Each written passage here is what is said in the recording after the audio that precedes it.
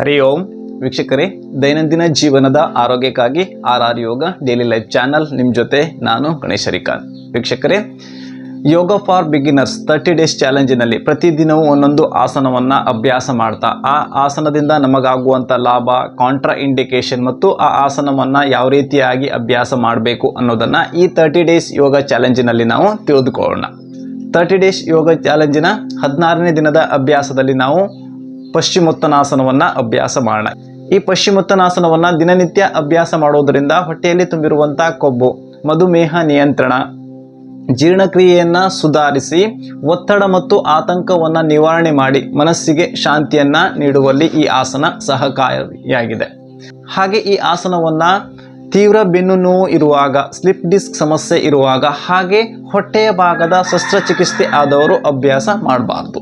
ಬನ್ನಿ ವೀಕ್ಷಕರೇ, ಈಗ ಪಶ್ಚಿಮೋತ್ತನಾಸನವನ್ನು ಯಾವ ರೀತಿಯಾಗಿ ಅಭ್ಯಾಸ ಮಾಡಬೇಕು ಅನ್ನೋದನ್ನು ತಿಳಿದುಕೊಳ್ಳೋಣ.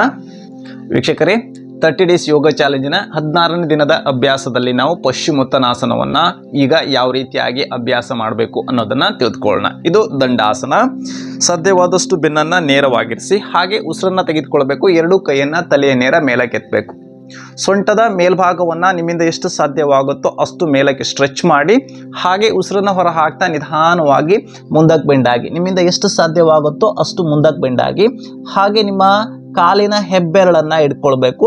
ಮತ್ತೆ ಉಸಿರನ್ನು ತೆಗೆದುಕೊಳ್ತಾ ಸಂಪೂರ್ಣ ಬೆನ್ನನ್ನು ನೇರ ಮಾಡಿ ತಲೆಯನ್ನು ಮೇಲಕ್ಕೆತ್ತಿ ಹಾಗೆ ಉಸಿರನ್ನು ಹೊರ ಹಾಕ್ತಾ ನಿಧಾನವಾಗಿ ನಿಮ್ಮ ಎರಡು ಮೊಣಕೈಯನ್ನು ಬೆಂಡ್ ಮಾಡ್ತಾ ಹಾಗೆ ಮುಂದಕ್ಕೆ ಬೆಂಡಾಗಿ, ನಿಮ್ಮಿಂದ ಎಷ್ಟು ಸಾಧ್ಯವಾಗುತ್ತೋ ಅಷ್ಟು ಮುಂದಕ್ಕೆ ಬೆಂಡಾಗಿ, ಸಾಧ್ಯವಾದರೆ ನಿಮ್ಮ ಹಣೆಯನ್ನು ಮಂಡಿಗೆ ತಾಗಿಸಲು ಪ್ರಯತ್ನಿಸಿ.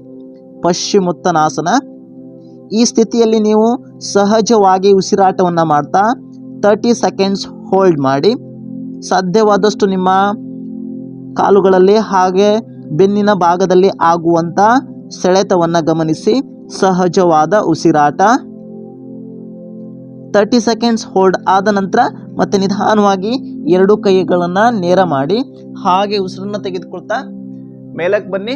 ಉಸಿರನ್ನು ಹೊರ ಹಾಕ್ತಾ ಎರಡೂ ಕೈಗಳನ್ನು ಕೆಳಗಡೆ ಇಳಿಸ್ತಾ ಮತ್ತೆ ದಂಡಾಸನದ ಸ್ಥಿತಿಗೆ ಬನ್ನಿ.